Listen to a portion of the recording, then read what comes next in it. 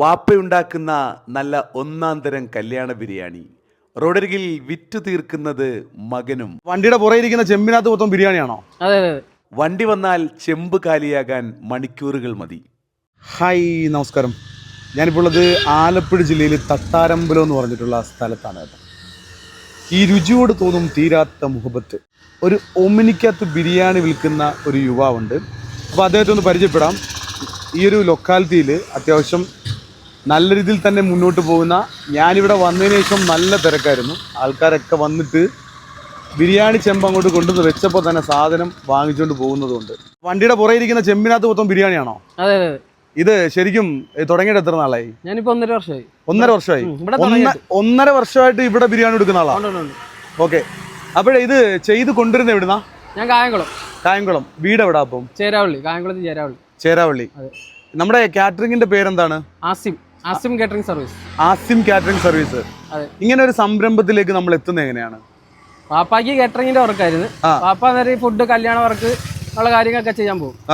അങ്ങനെ ഞാൻ വിചാരിച്ചാൽ ഇതാകുമ്പോ സ്ഥിരം ഒരു വരുമാനം ആവുമല്ലോ. മറ്റേത് ആഴ്ചയിലൊക്കെ കാണത്തുള്ളൂ. ആഴ്ചയിലൊക്കെ കല്യാണ വർക്ക് വർക്ക്. ഇതാകുമ്പോ സ്ഥിരം ഒരു വരുമാനം ആവുമല്ലോ. അങ്ങനെ ഇതും തുടങ്ങാമെന്ന് പറഞ്ഞ് ഇവിടെ തുടങ്ങിയതാണ്. തുടങ്ങി ഒരു ഓമിനി എടുത്തു. ഓമിനിക്കകത്ത് ബിരിയാണിയും കയറ്റിക്കൊണ്ട് എല്ലാ ദിവസവും ഇവിടെ എത്ര മണിയാകുമ്പോൾ വരും? ഇവിടെ 12 മണിയാകുമ്പോൾ എത്തും. 12 മണിയാകുമ്പോൾ വരും. അപ്പം വാപ്പിയുടെ കൂടെ കാറ്ററിംഗിന് പോകാറുണ്ടോ? പോകാറുണ്ട്. ഓക്കെ. ഈ ബിരിയാണി ചെയ്തു തരുന്ന ആരാണ്? വാപ്പിച്ചാണോ? ബിരിയാണി രണ്ടുപേരും ഉണ്ട്. ഞാനും കാണും, വാപ്പായും കാണും. എത്ര മണിയാകുമ്പോൾ തുടങ്ങും ഇതിന്റെ പരിപാടിയൊക്കെ? എല്ലാ ദിവസവും വെളുപ്പിനെ ഒരു 5 മണി, 4 മണി, 5 മണിയാകുമ്പോൾ. 4 മണി 5 മണിയാകുമ്പോൾ തുടങ്ങും. 4 മണി 5 മണിക്ക് തുടങ്ങിയാൽ മാത്രം ഈ 12:30 1 മണിയാകുമ്പോൾ ഇവിടെ എത്താൻ പറ്റും. തട്ടാരമ്പലത്ത് കൊണ്ടുവരാൻ പറ്റത്തുള്ളൂ. നമ്മുടെ ബിരിയാണിക്ക് എത്ര രൂപയാണ്? 110 രൂപ. 110 രൂപ. ഈ 110 രൂപയ്ക്ക് അത്യാവശ്യം ആ ഒരു പൊതിയിൽ നല്ല റൈസ് ഉണ്ടാവും. തീർച്ചയായും. എത്ര പീസ് ചിക്കൻ ഉണ്ടാവും? 2 പീസ് ചിക്കൻ ഉണ്ടാവും. ഓക്കെ. അപ്പോഴേ എത്ര ദൂരമുണ്ട് ഇവിടുന്ന് വീട്ടിലേക്ക്? എത്ര ദൂരമുണ്ട്? ഇവിടുന്ന് ഒരു 12 കിലോമീറ്റർ. 12 കിലോമീറ്റർ. ദിവസവും ആ 12 കിലോമീറ്റർ താണ്ടിയാണ് ഇവിടെ വരാറുള്ളത്. അപ്പൊ നമ്മുടെ വീഡിയോ കാണുന്നവർക്ക് കറക്റ്റ് ബിരിയാണി എത്ര മണിയാകുമ്പോൾ ഇവിടുന്ന് കൊടുക്കും? ഞാൻ കറക്റ്റ് 12 മണിയാകുമ്പോൾ എത്തും. 12 മണിയാകുമ്പോൾ എത്തും. അത് കഴിയുമ്പോൾ ബിരിയാണി കൊടുക്കും. ചില ദിവസങ്ങളിൽ പെട്ടെന്ന് നേരത്തെ തീരും. ചില ദിവസങ്ങളിൽ ലേറ്റ് ആവും. തിരുവനന്തപുരം വരെ കാണും ഇവിടെ. അപ്പൊ ബിരിയാണി മാത്രമേ നമ്മൾ ചെയ്യുന്നുള്ളൂ, വേറെ ഒന്നും ചെയ്യുന്നില്ല? എല്ലാ വർക്കും ഉണ്ട്. ബിരിയാണി ചെയ്യുന്നുണ്ട്, പിന്നെ റൈസും ചിക്കനും ചെയ്യുന്നുണ്ട്, പിന്നെ പൊറോട്ട, അരിപ്പത്തിരി, എല്ലാത്തിന്റെ വർക്കുണ്ട്. അപ്പൊ ഈ കാണുന്ന നമ്പറിൽ വിളിച്ചു കഴിഞ്ഞാൽ നമുക്ക് ഓർഡർ സ്വീകരിക്കും അല്ലേ? ഓക്കെ. ഒമിനി വണ്ടിയൊക്കെ എടുത്തിട്ട് തുടങ്ങിയ പരിപാടിയാണ്. ഒരു ചെറുപ്പക്കാരന്റെ ഒരു സംരംഭമാണ്. അപ്പൊ ഇവിടെ വാപ്പായും വന്ന് നിൽക്കും, അതോ മോൻ മാത്രമേ ഉള്ളൂ? ഇവിടെ ഞാൻ മാത്രമേ ഉള്ളൂ. തൊട്ടടുത്തായിട്ട് കുപ്പിവെള്ളം ഉണ്ട്.